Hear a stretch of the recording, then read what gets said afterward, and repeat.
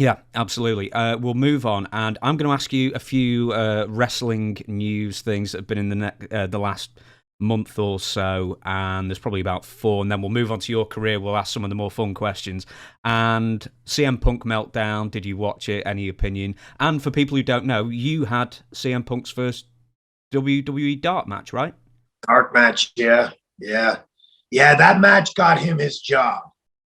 And I didn't know CM Punk personally when we did that dark match, but I had heard his name around on the independents. He was a good talent.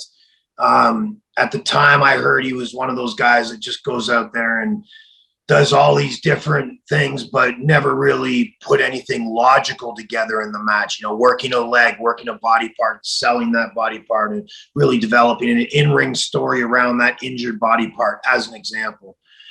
And so he was, I guess, a pretty good friend of Steven Richards. And Steven and I were talking, and he was like, "Oh man, I'd really like him to get his job here." And I'm like, "Well, let's see what he can do." And so when he came in, I remember sitting down with him. I was saying, "Okay, Punk, listen, we're going to tell a story in this match. The story, when you come out there, the fans don't know who you are. They don't know who CM Punk is. They only know who Val Venis is." And so my goal was, we got to get the people to hate you. And so the goal was, since they don't know who he is, we're going to go out there and do a babyface match at first, a tit for tat, good wrestling, 1-2 kick out, 1-2 kick out, 1-2 kick out, 1-2 kick out, square off, get that applause. And so we did that. And then as we get that applause, as we're squared off after a couple of false, 1-2s and, get the shoulder off the mat. And now we're squared off. We get the applause. Everybody's cheering. They like what they see, even though they still don't know who CM Punk is. And they have no emotional investment into him. I'm looking at him. I get the applause. And then I start going, all right. And I start turning my back to CM Punk to get the fans going, like, let's get this match going. And as I turn my back to him, CM Punk chop blocks out the back of my knee. And instantly the entire arena went, boo! They cared about CM Punk now. They developed an instant hatred for this man that just cheap shot, chop blocked out Val Venis's knee. They didn't know who CM Punk was before. They didn't care, but now they care. And so just the very simple, we went right back to the basics. And then when he chop block out my knee, there's no opportunity for CM Punk to start going off and doing all this high-flying, high-spot stuff. Now he's got to tell a story. I'm going to do my part selling my knee. He's got to do his part putting the heat on the knee. And one thing I will say, I'm a big fan of storytelling within the match itself. And when I'm telling guys like, hey, work my knee or work my back or work my arm, one thing I noticed over the years, there were some guys, more than just a few, that really didn't have a huge repertoire for one body part. The thing was with CM Punk, he had a good repertoire. When I said, okay, work my leg on this is what this match story is going to be about. It's about you taking out my leg with a cheap shot and taking advantage of that, and me having to overcome your cheap shot in the end of the, as we go into the finish. And I was a little worried that he was going to be one of those guys that really, I tell him to work my leg and he really doesn't have a whole lot, might drop an elbow, twist it up a little bit, but really not a fluid one move to the leg to another to a hold, you know what I mean? And I was pleasantly surprised. He had a really good repertoire. I didn't need to really say much. He stayed focused on my knee. We really told that story. And the storytelling of that match got us into a talent meeting the next week at TV where they used the match I had with CM Punk, and it was Johnny Ace and Triple H that were telling all the other talent, hey, this is how you build a guy up that the fans don't know before you beat him. And so they used CM Punk in our match for that demonstration in the talent meeting, and CM Punk got hired off that match. There you go. And so, yeah, I thought that was pretty cool. He was one of the guys that, like I said, he had a good repertoire for working a body part. He's an intelligent guy, because there are some guys that when I describe, hey, we're going to take away all that high flying stuff and really focus on storytelling on you taking out my arm. And we're going to work that the whole match. There are some guys that, even though they kind of get the concept of that storytelling piece inside, your performance, they really don't have it in their head that that is the story. CM Punk understood going into that match, okay, I'm going to work his leg and I'm going to do everything I can to really, turn it up. And that leg is going to become laser focused, my target.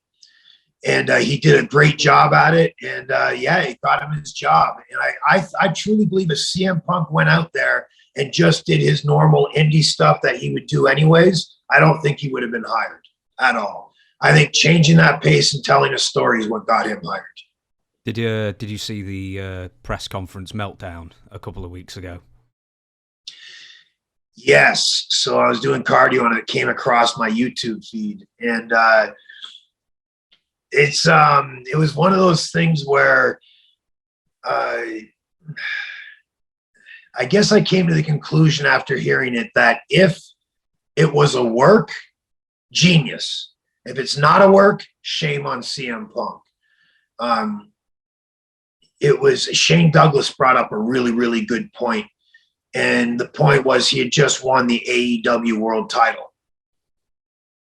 And in pro wrestling, especially when you have the company owner sitting right beside you and you have that world title on the other side of you and you just won it, nothing else should matter. The champagne should be, popping, the belt should be glorified, and that should be everything you've ever wanted. You finally achieved that dream, whether it's, for a second time, a third time, it doesn't matter. That belt should be the epitome of the company. It's what everybody strives for. But instead, CM Punk went out there, put the belt there, and it's unfortunate that I have to speak about Colt Cabana. And it's like, dude, you just won the world title. You got the company owner sitting next to you, and you're treating the belt like your little childish feud with another pro wrestler is the most important thing in the world when you just won the AEW world title.